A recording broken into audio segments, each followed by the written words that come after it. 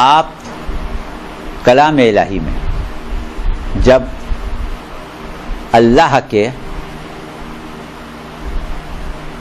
اسماء کو پڑھتے ہیں، ناموں کو پڑھتے ہیں، اسماء حسنہ کو پڑھتے ہیں، تو سب سے پہلے اللہ کا نام جو کہ صفت کے اعتبار سے یعنی اسم ذات کے بعد وہ رحمان ہے، بسم اللہ الرحمن، پھر اس کے بعد رحیم، اس کے بعد رحمان اور رحیم ہونے کے بعد آپ اللہ کے کس اسم کا تذکرہ کرتے ہیں؟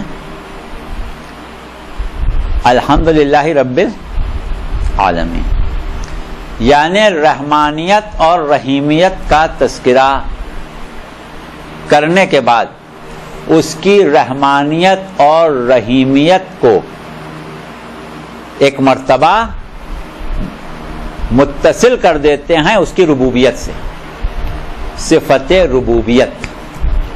اب اگر ہم آپ سے یہ پوچھیں کہ ربوبیت، رب ہونا، اس کے کیا معنی؟ آپ اس کا جواب دیتے ہیں رب مانے پالنے والا۔ ٹھیک ہے، بہت صحیح جواب ہے، مگر پالنے والے کا مطلب کیا ہے؟ دیکھیے، پالنا دراصل ضروریات کا پورا کرنا ہے۔ جو شخص ہماری بنیادی ضروریات کو پورا کرے اس کو ہم کہتے ہیں یہ ہمیں پال رہا ہے، ہم کو کھلا رہا ہے، ہم کو پلا رہا ہے، ہم کو پہنا رہا ہے، ہم کو اڑا رہا ہے، ہم کو سلا رہا ہے، یعنی ہر وہ چیز جو ہماری بنیادی ضرورت ہے یا ثانوی ضرورت ہے یا اس کے بعد کی ضرورت ہے، اگر کسی کی طرف سے وہ ضروریات پوری ہوں تو یہ صفت ان ضروریات کو پورا کرنے کی کیا کہلائے گی؟ ربوبیت کہلائے گی۔ تو ہم اللہ کو جب رب مان رہے ہیں تو رب ماننے کا مطلب کیا ہوا کہ ذات خداوندی وہ ذات ہے، یا یہ کہیں کہ صرف ذات خداوندی ہی وہ ذات ہے کہ جو حقیقتاً مخلوقات کی ضروریات کو پورا کرتی ہے، یعنی مخلوق کی ہر ضرورت پوری کرنے کی ذمہ داری خالق کی ہے۔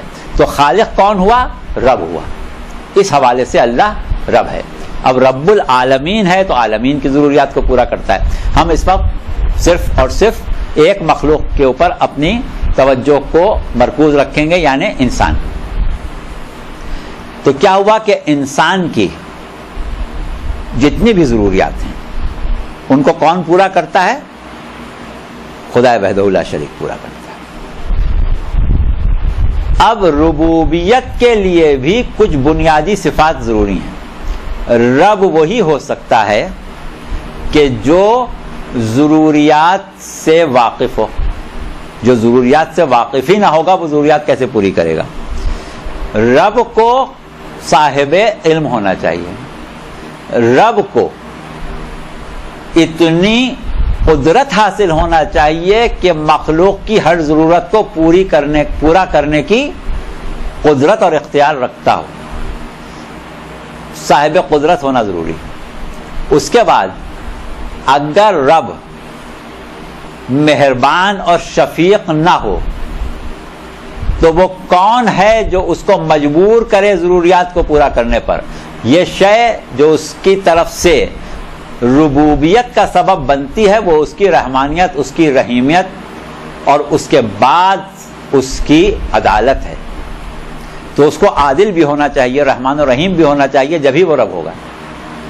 اس کے بعد اگر وہ فیاض نہ ہو، بخیل ہو، ضروریات کو سمجھتا بھی ہے، پورا بھی کر سکتا ہے، لیکن بخل سے کام لیتا ہے، تو ہر ضرورت پوری نہیں ہوگی مخلوق کی۔ مخلوق کی ہر ضرورت جبھی پوری ہوگی کہ جب رب جو ہے وہ بخیل بھی نہ ہو۔ تو اس طرح سے اگر آپ بات کو آگے بڑھاتے چلے جائیں تو خود ربوبیت میں بہت سی صفات آ جاتی ہیں۔ تو اب ایک مرتبہ مشاہدہ کریں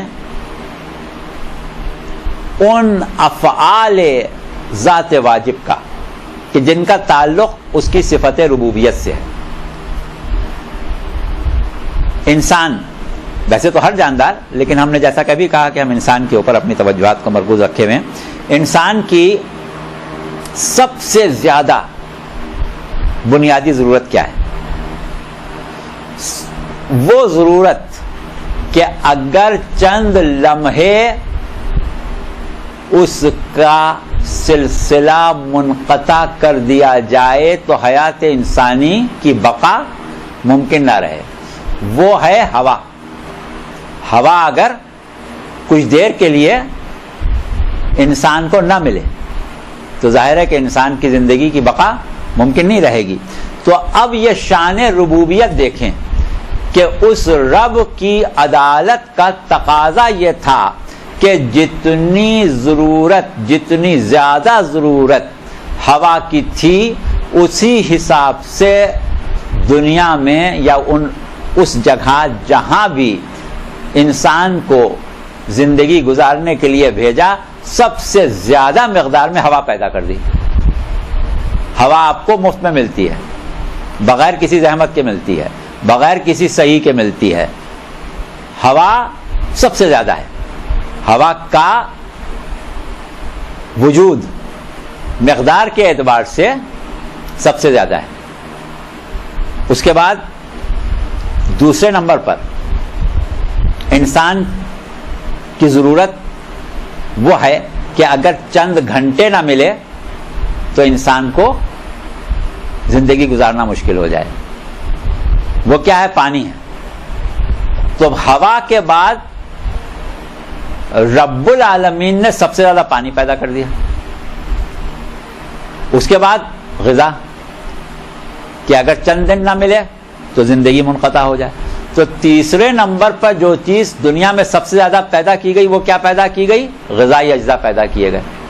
اور غذائی اجزاء میں بھی اس بات کا خیال رکھا کہ جس چیز کی سب سے زیادہ ضرورت ہوتی ہے, مثال کے طور پر انسان کو اپنی غذا میں سب سے زیادہ گیہوں, چاول, چنا, دالیں یعنی اناج کی ضرورت سب سے زیادہ ہے. سب سے زیادہ اناج کھاتا ہے, اور باقی چیزیں وہ کھائے یا نہ کھائے اناج اس کو دن میں 2-3 دفعہ چاہیے. تو اب اہتمام قدرت کیا ہے کہ اناج کی فصل جو ہے وہ 6 مہینے میں پک جائے گی. اس کے برخلاف مثلا ناریل کبھی کبھار کھائے گا تو ناریل کی فصل جا کے 10 سال میں پکے گی, یا 8 سال میں, یا 6 سال میں پکے گی. اسی طرح ہر وہ شے جس کی ضرورت جتنی زیادہ ہے اس کی فراہمی کا انتظام اسی عدالت و حکمت کے ساتھ پروردگار عالم نے کیا ہے. یہ توجہ آپ کی مبذول کرانے کا مقصد صرف اتنا تھا کہ ربوبیت کی صفت کو ذرا صحیح طریقے سے سمجھیں کہ جب لفظ ہم رب العالمین کہہ کے سرسری گزر جاتے ہیں, مطلب کیا ہے رب العالمین کہنے کا, اس کی حقیقت کیا ہے, اس کی گہرائی کیا ہے. تو اب دیکھیے ربوبیت سمجھ میں آئی. اب ہم یہ جانتے ہیں کہ انسان اپنے وجود میں صرف مادہ نہیں ہے. یعنی اگر ہم آپ سے کہیں کہ ذرا انسان کی تعریف تو کریں, تو آپ کہیں گے کہ صاحب ایک ہڈیوں کا ڈھانچہ ہے, اس کے اوپر کچھ گوشت چڑھا ہوا ہے, اور اس میں کچھ رگیں ہیں, اس میں خون دوڑ رہا ہوتا ہے, اور اس کے اوپر سے کھال ہوتی ہے, اور تو یہ جو ہے وہ انسان ہوتا ہے. تو کیا انسان گوشت, کھال, خون, ہڈیوں کا مجموعے کا نام ہے؟ ظاہر ہے کہ کوئی بھی انسان کی یہ تعریف نہیں کرتا. یعنی انسان کی حقیقت یہ گوشت یا خون نہیں ہے, انسان کی حقیقت ہڈیاں نہیں ہیں. تو حقیقت انسان شخصیت ہے, اس کا نفس ہے, اس کی روح ہے جو اس کی حقیقت ہے. جب ہم گفتگو کے دوران کبھی اپنی ذات کی طرف اشارہ کرتے ہیں, میں یہ کہتا ہوں, میں یہ سمجھتا ہوں, تم یہ نہیں جانتے, میں اس چیز کو پسند نہیں کرتا, وغیرہ وغیرہ, تو یہ میں سے ہمارا اشارہ کیا اپنے جسم کی طرف ہوتا ہے, یا تم سے ہمارا اشارہ آپ کے جسم کی طرف ہوتا ہے؟ ہرگز نہیں ہوتا. جسم کی طرف اشارہ نہیں ہوتا, بلکہ ماورائے جسم ہماری یا آپ کی کوئی حقیقت ہے اس کی طرف اشارہ ہوتا ہے. تو کیا پتا چلا کہ انسان کا حقیقی وجود یہ جسم نہیں ہے. اب یہ اس وقت ہماری گفتگو کا موضوع نہیں ہے کہ حقیقت انسان میں اور جسم میں کیا تعلق ہے، جسم کی ضرورت کیا ہے، حقیقت انسان کا جسم سے کس کس طرح رابطہ ہوتا ہے، یہ سب ہمارا موضوع اس وقت نہیں ہے. کبھی مات پر گفتگو ہو تو پھر حیات دنیا اور حیات آخرت پر بات کریں گے تو یہ بات ہو سکتی ہے، اس وقت نہیں. لیکن اتنا سمجھ لیں کہ وہ رب کہ جو ہمارا وہ جسم جو ہمارا وجود حقیقی نہیں ہے بلکہ صرف ہمارے وجود کی علامت ہے، اس کی ضروریات کو اتنی خوش اسلوبی سے، اتنے اہتمام کے ساتھ ہر لمحے پورا کرتا ہے کہ کوئی لمحہ ایسا نہیں ہے کہ جس میں ہماری ضرورت جسم پوری نہ ہوتی ہو. تو کیا وہ رب ہماری ضرورت روح، ہماری ضرورت نفس سے غافل ہوگا؟ جبکہ وہ ہمارا حقیقی وجود ہے، جبکہ اس کی اہمیت ہمارے جسم سے زیادہ ہے. تو جب حقیقت جسم، حقیقت انسان جسم کے وجود سے زیادہ اہم ہے تو اس حقیقت انسان کی ضرورت کا احساس اور اس کو پورا کرنا رب العالمین کا اولین کام ہے. اللہ کے لیے یہ زیادہ اہم ہے کہ وہ ہماری روح کی ضروریات کو پورا کرے. بس یہاں تک لانے کا مقصد یہ تھا کہ دین اور خصوصاً دین اسلام دراصل بنیادی طور پر ہماری روح اور ہمارے نفس کی ضروریات کو پورا کرنے کا نام ہے.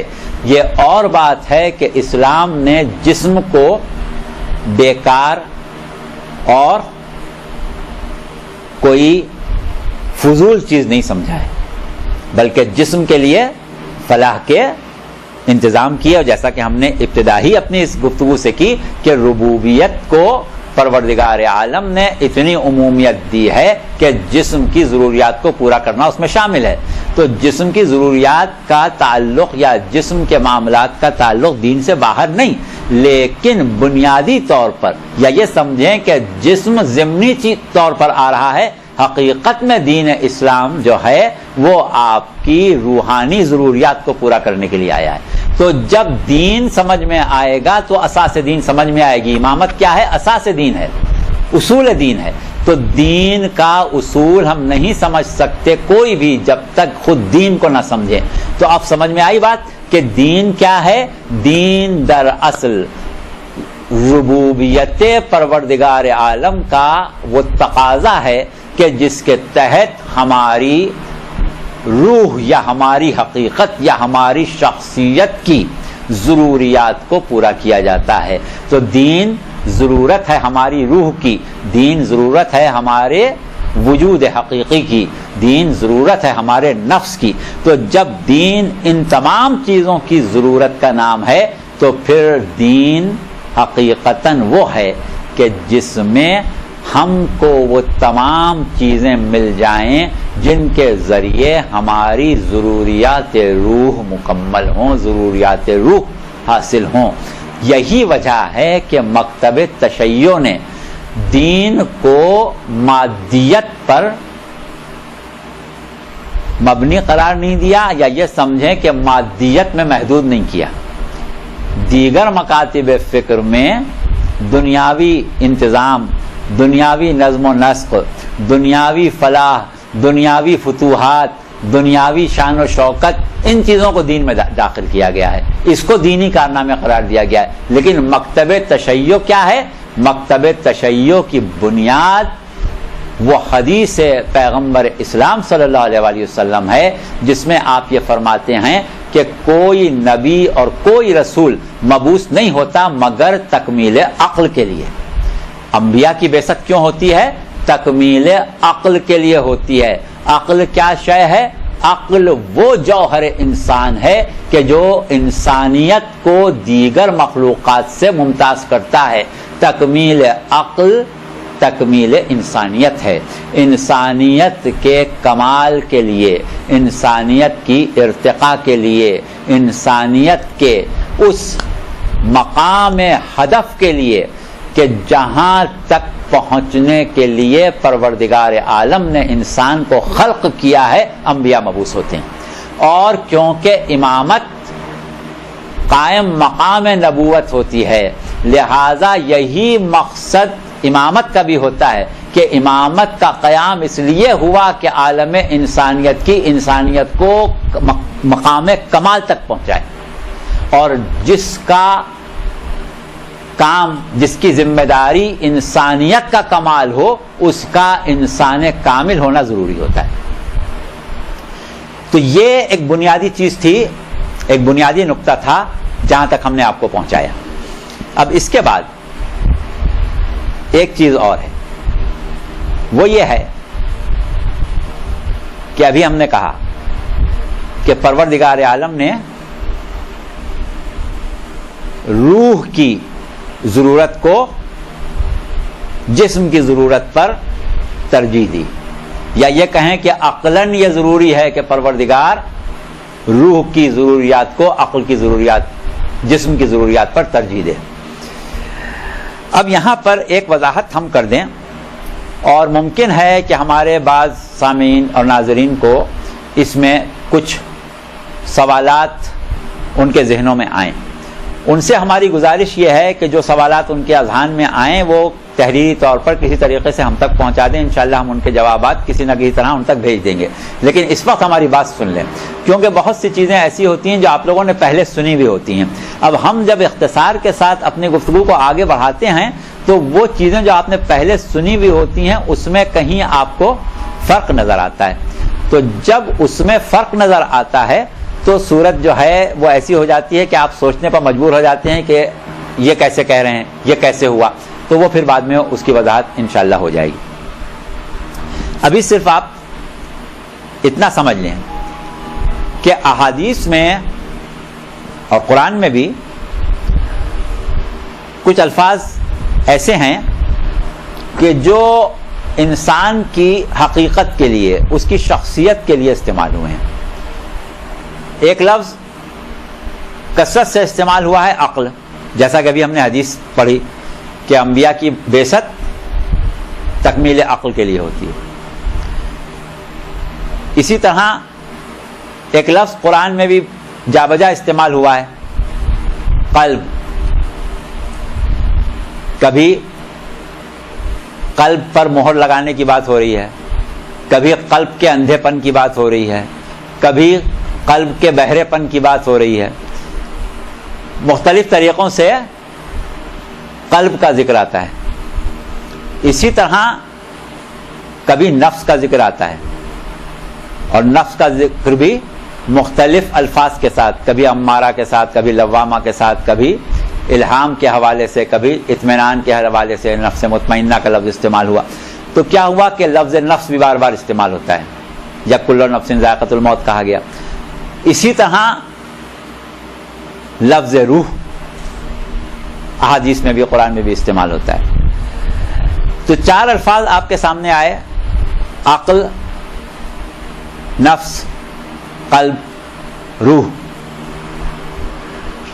مظاہر کے اعتبار سے ان چاروں الفاظ کے مختلف معنی بیان کیے جا سکتے ہیں، لیکن جس چیز کی طرف ہم اس وقت آپ کی توجہ دلا رہے تھے وہ یہ تھی کہ بنیادی طور پر آپ یہ یاد رکھیں کہ قلب ہو، عقل ہو، نفس ہو، روح ہو، یہ تمام چیزیں بنیادی طور پر ایک ہی ہیں، الگ الگ چیزیں نہیں ہیں. وہی ہماری حقیقت، اس کو ہم کبھی نفس کہتے ہیں، اسی کو کبھی عقل کہتے ہیں، اسی کو کبھی روح کہتے ہیں، اور اسی کو کبھی قلب کہتے ہیں. اس سلسلے میں ہم نے آپ سے کہا کہ اگر آپ کو اشتباہات ہوں تو بعد میں آپ پوچھ لیجیے گا. تو کیا ہوا کہ یہ عقل ہمارا وجود حقیقی ہے. ہر شے اپنی ضروریات کی ایک فطری طلب رکھتی ہے. ہر شے میں اپنی فطری ضروریات کی طلب ہوتی ہے. جیسے ہر جاندار کو بھوک لگتی ہے, پیاس لگتی ہے, پانی کی طلب ہوتی ہے, غذا کی طلب ہوتی ہے, آرام کی طلب ہوتی ہے, نیند کی طلب ہوتی ہے, وغیرہ وغیرہ. تو یہ کیا ہیں؟ یہ فطری ضروریات ہیں, تو اس کی طلب ہوتی ہے. اور ہر وہ شے جو انسان کی فطری طلب بن جائے اس کو ہم کہتے ہیں رزق. رزق کا لفظ بہت استعمال کرتے ہیں. رزق اس چیز کو کہتے ہیں جو کسی کی فطری طلب بن جائے. اور رزق کی صفت یہ ہے کہ جب تک مرزوق کو رزق ملتا رہے, مرزوق میں نمو بھی ہے, بقا بھی ہے. جس دن سلسلہ ترسیل رزق رک جائے مرزوق فنا ہو جائے گا, مرزوق کی بقا کا سلسلہ منقطع ہو جائے گا. یعنی فرض کیجئے کہ نباتات ہے, نباتات کا رزق کیا ہے؟ پانی ہے, سورج کی روشنی ہے, ہوا ہے.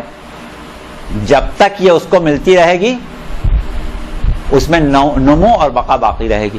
منقطع ہو گئی تو یہ چیز ختم ہو جائے گی. حیوان ہے, اس کو ان چیزوں کی ضرورت ہے, ملتی رہیں تو بقا اور نمو کا سلسلہ جاری رہے گا. رک جائے ختم ہو جائے گا. یہی صورت انسان کی ہے. تو کیا ہوا کہ جسم کے لیے رزق ہوا ہے, پانی ہے, غذا ہے, سورج کی روشنی, گرمی, توانائی وغیرہ وغیرہ ہیں. اب ہمارا سوال یہ ہے کہ حقیقت انسان جس کو ہم اس کی عقل کہتے ہیں, جو امتیاز ہے انسانیت میں اور دیگر چیزوں میں, اس کا رزق کیا ہے؟ عقل کا رزق کیا ہے کہ عقل کو ملتا رہے تو نمو بھی رہے اور بقا بھی رہے. اور اگر سلسلہ رزق عقل رک جائے تو عقل فنا ہو جائے, عقل کی بقا کا سلسلہ منقطع ہو جائے. تو عقل کا رزق ہے علم و معرفت. جب تک عقل کو علم و معرفت مل رہی ہے, عقل میں نمو ہے, عقل میں بقا ہے, عقل میں ارتقاء ہے. اور جس دن سلسلہ علم, سلسلہ معرفت رک جائے اس دن عقل کی موت ہے. تو وہ پروردگار جو انبیاء کو تکمیل عقل کے لیے مبعوث کرتا ہے, اس کا نصب العین کیا ہے؟ اور علم جو بارگاہ خداوندی سے آئے وہ کیا ہے؟ اسی بنیاد پر ہم یہ کہتے ہیں کہ ربوبیت پروردگار عالم کا یہ تقاضا تھا کہ اس نے اپنے اوپر ہدایت کو واجب کیا. اور ہدایت کیا ہے؟ ہدایت وہ علوم و معارف ہیں جو پروردگار عالم کی طرف سے مخلوق کی ضرورت عقلی کو پورا کرنے کے لیے مہیا کیے جاتے ہیں. لہذا اللہ کا طریقہ یہ ہوا کہ اس نے بنی نوع انسان کو دنیا میں بعد میں پیدا کیا, ہادی کو پہلے پیدا کیا. پہلے جناب آدم دنیا میں آ گئے ایک نبی کی حیثیت سے, خلیفۃ اللہ فی الارض کی حیثیت سے. اس کے بعد نسل انسانی آگے بڑھی کہ ایک انسان بھی اللہ سے یہ نہیں کہہ سکتا کہ پروردگار میری عقل کے رزق کا انتظام کیے بغیر تو نے میری عقل کو خوف کر دیا. تو یہ ہے ربوبیت پروردگار عالم کا تقاضا, اور یہی وہ بنیاد ہے جس پر پروردگار عالم نے ہدایت کو واجب کیا ہے. اور یہ ہدایت کے سلسلے کی بقا نبوت و امامت ہے. تو اب ہم اس مقام تک پہنچ گئے کہ جہاں سے ہم آپ کو فلسفہ نبوت و امامت سمجھا سکیں. فلسفہ نبوت و امامت سمجھ میں آئے گا تو دین سمجھ میں آئے گا, یا یہ سمجھیں کہ دین سمجھ میں آئے گا تو فلسفہ نبوت و امامت سمجھ میں آئے گا. لازم و ملزوم ہیں دونوں چیزیں. تو کیا ہوا کہ پروردگار عالم نے ہدایت کا رزق, علم کا رزق پہلے مہیا کیا. اب ایک نقطہ اور سن لیں آج کی گفتگو میں, کیونکہ اس کے بعد ہمارے پاس وقت ختم ہو جائے گا. انشاءاللہ پھر باقی گفتگو کسی اور موقع پر کریں گے. وہ یہ ہے کہ پروردگار عالم نے پہلی ہی منزل پر یہ اعلان کیا کہ انی جاعل فی الارض خلیفہ، میں زمین پر اپنا نائب قرار دے رہا ہوں۔ نائب کسے کہتے ہیں؟ جو کسی کی عدم موجودگی میں اس کی نیابت کرے، اس کے کاموں کو انجام دے۔ تو اب یہاں پر سوال یہ پیدا ہوتا ہے کہ بھئی اللہ خود کہاں جا رہا ہے جو اپنا نائب بنا رہا ہے؟ تو بات یہ ہے کہ یہ نیابت ذات الہیہ نہیں ہے، یہ نیابت امر ہدایت میں ہے کہ ہدایت واجب اللہ نے اپنے اوپر کی ہے، لیکن اپنے اسکار ہدایت کو جاری رکھنے کے لیے، اپنے اسکار ہدایت کو بطریق احسن انجام دینے کے لیے جس نظام کو اختراع کیا ہے، جس نظام کو ایجاد کیا ہے، جس نظام کو قرار دیا ہے، وہ ہے نظام تشریع، اور اس نظام تشریع کا جو ذریعہ ہے وہ خلفائے خداوندی دنیا میں ہیں، یا وہ انبیاء ہوتے ہیں، یا اولیاء اور اوصیاء و ائمہ ہوتے ہیں۔ یہ ہے وہ فلسفہ ہدایت۔ اب دیکھیں کہ کیا یہ ممکن ہے کہ پروردگار عالم انسان کی تخلیق بے مقصد کر دے، جبکہ اللہ ایسا حکیم و عادل خالق ہے کہ معمولی سے معمولی، حقیر سے حقیر کیڑا بھی ایسا نہیں ہے جس کو بیکار کہا جائے، کہ جائے کہ انسان جس کو ہم اشرف المخلوقات کہتے ہیں، انسان اشرف المخلوقات کیسے ہے، کب نہیں ہے، یہ ایک الگ موضوع ہے، اس کے اوپر کسی اور وقت بات ہوگی۔ فی الحال مان لیجئے کہ انسان اشرف المخلوقات ہے۔ اب اگر انسان اشرف المخلوقات ہے تو انسان بے مقصد تو نہیں پیدا ہو سکتا، جبکہ حدیث قدسی میں پروردگار عالم نے یہ ارشاد فرمایا کہ اے بنی آدم، کائنات کی ہر شے میں نے تیرے لیے پیدا کی ہے اور تجھ کو اپنے لیے پیدا کیا ہے۔ تو جس مخلوق کو اللہ نے یہ شرف بخشا کہ اس کو کہا کہ میں نے اپنے لیے پیدا کیا ہے، وہ بے مقصد تو نہیں پیدا ہو سکتا۔ یقیناً انسان کی تخلیق کا مقصد ہونا چاہیے۔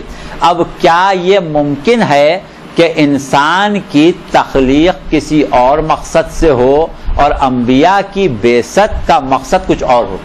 عقلاً ممکن نہیں ہے۔ یقیناً جس مقصد کے لیے انسان کو دنیا میں بھیجا گیا ہے، اسی مقصد کی تکمیل کے لیے انبیاء و مرسلین آتے ہیں۔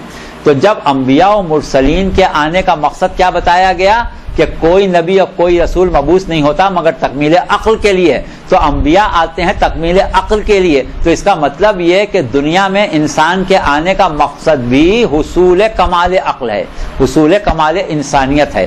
اور دوسری طرف قرآن میں پروردگار عالم نے وضاحت بھی کر دی کہ وما خلقت الجن والانس الا لیعبدون، ہم نے نہیں پیدا کیا ہے انسانوں اور جنوں کو مگر عبادت کے لیے۔ تو کیا ہوا کہ انسان کو صرف اور صرف عبادت کے لیے پیدا کیا، اور کوئی مقصد انسان کی تخلیق کا نہیں ہے۔ تو اب جب انسان کو صرف عبادت کے لیے پیدا کیا گیا ہے تو اب سوال یہ ہے کہ عبادت خود کیا ہے؟ مقصد تخلیق انسان عبادت ہے، اور مقصد عبادت کیا ہے؟ کوئی بھی عبادت اس وقت تک عبادت نہیں ہوتی جب تک کہ قصد قربت شامل نہ ہو۔ نماز پڑھتے ہیں قربتاً اللہ، روزہ رکھتے ہیں قربتاً اللہ، حج کرتے ہیں قربتاً اللہ، کوئی بھی عبادت کرتے ہیں اللہ کی قربت کو حاصل کرنے کے لیے کرتے ہیں نا۔ تو جب نیت یہ نہ ہو قربتاً اللہ کی تو عبادت نہیں رہے گی۔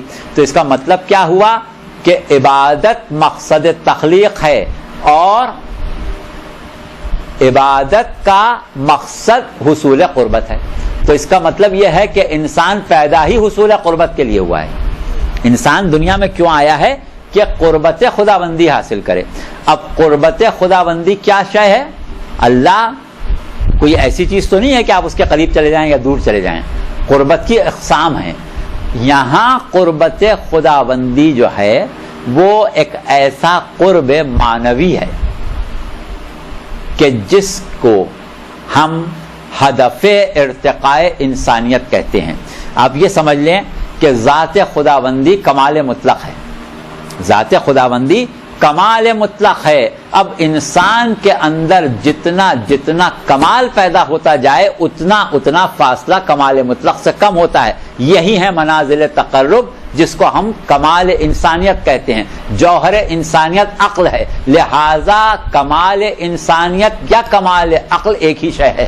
انبیاء مبعوث ہوئے کمال عقل کے لیے، انسان خلق ہوا کمال عقل کے لیے. تو اب جب یہ دونوں چیزیں ایک دفعہ آپس میں منطبق ہو گئیں تو اب یہ طے ہو گیا کہ دین کیوں آیا؟ کمال عقل کے لیے. تو انبیاء اسی مقصد کے لیے آئے، ائمہ اسی مقصد کے لیے آئے. اب اس مواد کی روشنی میں، اس بنیاد کی روشنی میں آپ دیکھیں کہ نبی کے آنے کا جو مقصد ہے وہی امام کے آنے کا مقصد ہے. تو اب مقام امامت کیا ہونا چاہیے؟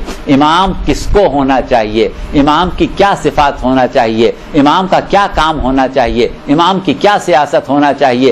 امام کا اللہ سے کیا تعلق ہونا چاہیے؟ اور امام کا حق امت پر کیا ہونا چاہیے؟ یہ پھر ہماری گفتگو آگے بڑھے گی. برحمتک یا ارحم الراحمین وصلی اللہ علی محمد وآلہ الطاہرین.